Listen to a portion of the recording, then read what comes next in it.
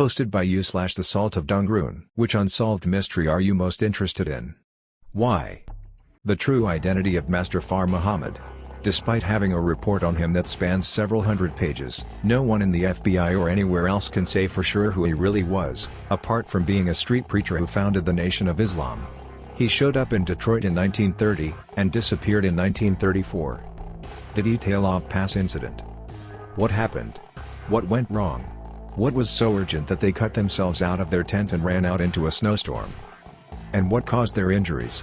What creature could do such damage? The world won't know. All we can do is guess. Maybe one day they'll find the truth.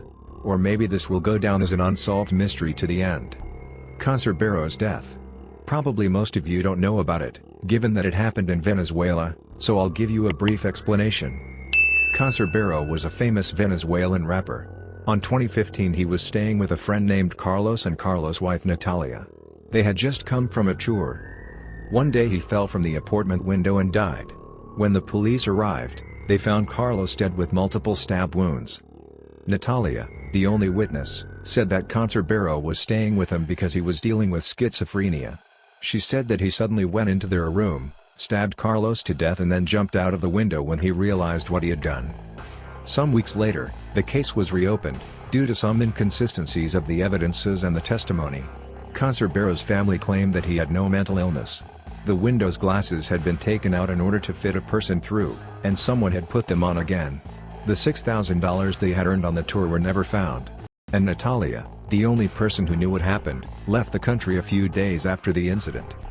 Brian Schaefer's disappearance from a bar in Columbus.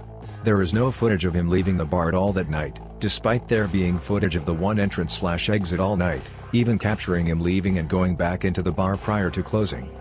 He was a good-looking med student who had everything going for him, and he was 6'2", not likely that he'd get grabbed without someone noticing or become victim to a random attack. He was never located and his phone even rang 3 times once when dialed. His friend refuses to sit for a lie detector and there is speculation that Columbus PD thinks he may be alive. It just feels so sinister.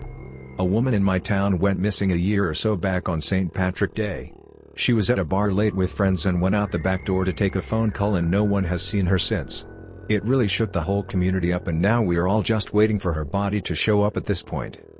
Other than that, the Ramsey, which also happened near me, really gets to me.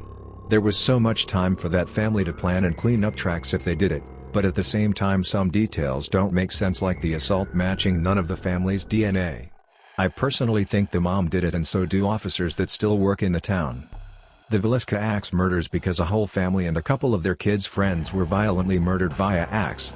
The killer was never caught, I'm assuming because it happened in 1912.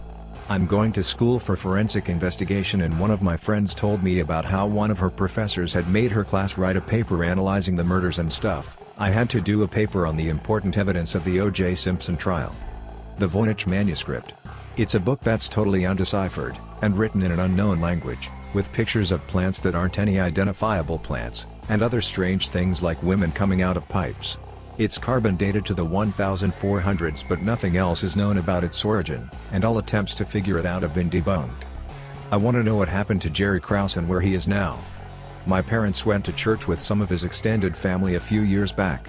It was a big deal hearing that his plane never made it to its destination. There's some evidence that he's alive, but I want to know his story. I think he's being held captive but I don't know much more than that. It's been really hard on his family. The mysterious death of Elise Lam. She was a Canadian student that traveled to LA and stayed at the Cecil Hotel in downtown Los Angeles, where her body was found in the water tank. She was caught on elevator camera doing some strange hand motions and generally acting really weird. Something I've been researching with a lot of fascination. Bohemian Grove. You know how we hear about the Illuminati and how they have these secret meetings and rituals and sex cults, very true detective stuff. That's Bohemian Grove. It's an actual place that you can Google. It's officially a gentleman's club for the elite. An investigative reporter was able to sneak in once in the 90s and he got video of a crazy ritual where they were burning a big owl effigy and everyone was wearing animal masks. There's video of it, but it's blurry. Definitely psycho shit going on. Since 2007 the province I live in has had strange reoccurring discoveries of dismembered human feet washing up along the coast. As of 2019, there have been about 20 feet discovered.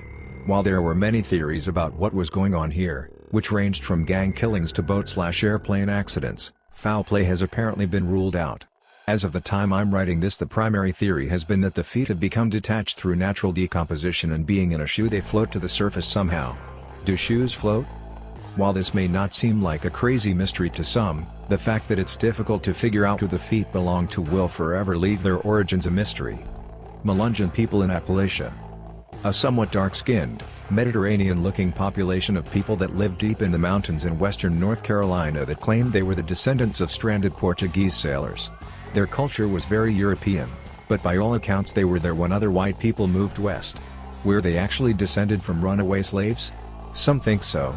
Nobody really knows where they came from. They over time intermarried with Cherokee peoples and their story got forgotten. My grandmother's last name is listed as a common Melungeon name, and her family came from that area 150 years ago. That is why I am interested. What the purpose of the Great Pyramids are, we still to this day do not know. It brings me great joy and even greater intrigue that we have yet to figure this out. It's also highly disheartening and upsetting, since it seems it would be vitally important to our society. They were not tombs. They have many chambers and tiny tunnels with unknown purpose. We are missing a large chunk of historical knowledge. I wish there were more fervor for this gap in our historical understanding. Edward Leeds Calman, builder of the Coral Castle in Florida. That dude was 5'2" and was moving huge pieces of coral by himself. He stated that he figured out how the Egyptians built the pyramids, yet never told anyone the actual method. And with that, how the pyramids were built. Mathematically, the Great Pyramid is impossible to be built with today's technology, as perfect as it is, and in under 20 years. The numbers all the way around are just fucking mind-boggling, not to mention all the other absolutely perfect shit the Egyptians cranked out, statues, obelisks, temples, etc. Lastly, what the actual fuck happened to Nikola Tesla's documents?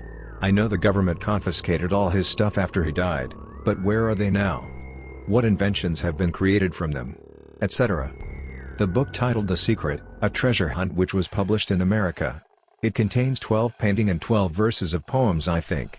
According to the book, it tells of the location of treasures throughout the US. What you need to do is match a painting with a verse, solve the riddle for the location, then dig. According to Wikipedia, only 3 out of the 12 treasures had been found. I find it interesting because not only were they able to set up an elaborate treasure hunt, they did it without anyone finding out the location before the book was published. A couple of women in Niagara Falls, USA have been found dismembered over the past couple of years, not really sure the time frame. Anyway, I work in news, and one day I was sent to a call of the FBI being on scene at a house that allegedly a neighbor saw severed it in the early morning. Well, I'm sent out there and other news stations are there as well. Knocking on doors and shooting video of FBI agents bring boxes in and out of the house.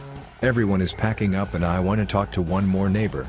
I get back to my car and a younger man rolls up on me in his car and asks about the story. I tell him not sure. Could all be hearsay, still could be for all I know, and he tells me his aunt was dismembered a few years ago. I'm like, oh okay, have a nice day. I get in my car, book it back to my station. I tell my coworkers and one of them swears the young man is the guy who has been dismembering the women in the falls.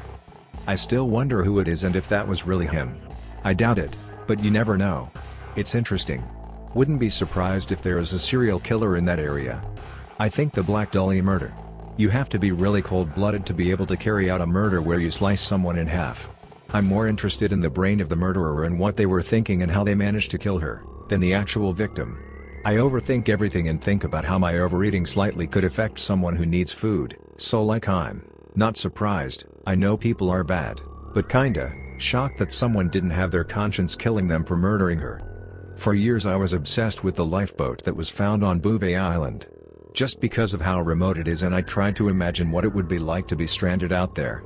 It is one of the most remote islands in the world. A couple of years ago a Redditor found a reference to a Russian boat that has spent 3 days on the island due to bad weather and were then lifted out by helicopter, solving the mystery. It was almost disappointing knowing what really happened. What really happened in the Borden house August 4, 1892? Did Lizzie really commit parricide? If so, how did she do it without leaving a shred of evidence? Did she have help? Where was the murder weapon? Every detail of the case is just weird and everybody looks suspicious. One detail that really bothers me is why Dr. Bowen burned a letter at the crime scene in the middle of the investigation in front of the police and everybody.